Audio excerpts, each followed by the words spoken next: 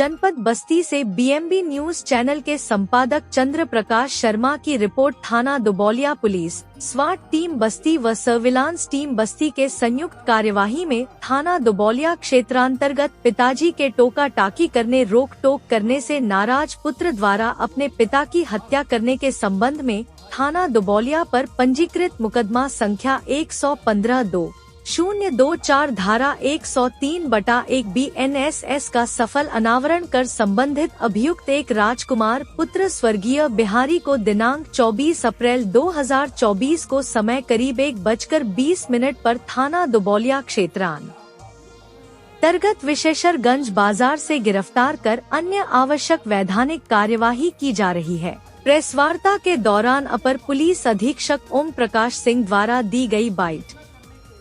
बस्ती के थाना दुबौलिया अंतर्गत 11/12 की रात्रि में एक गांव है दुबौलिया का साणपुर, वहाँ एक लगभग 60 वर्षीय वृद्ध की हत्या हुई थी।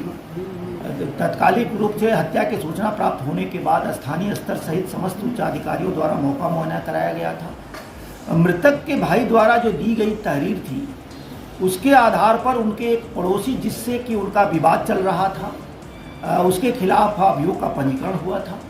प्रकरण चूंकि हत्या से संबंधित था, गंभीर अपराध था, इस कारण से न सिर्फ FIR बल्कि अन्य पहलुओं पर भी इसकी सघन विवेचना की गई।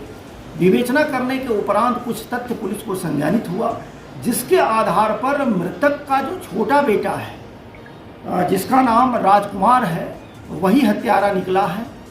उसके पीछे जो कहानी निकल के आई है कि जो राजकुमार है बेसिकली एक तो इसकी पत्नी चली गई थी और दूसरी शादी करने की बात वो कर रहा था।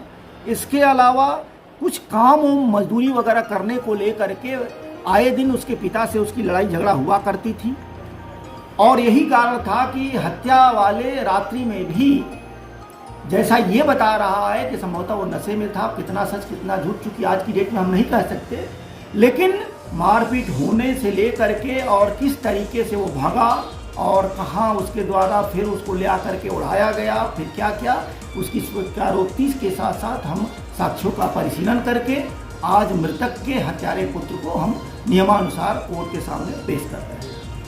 ठीक।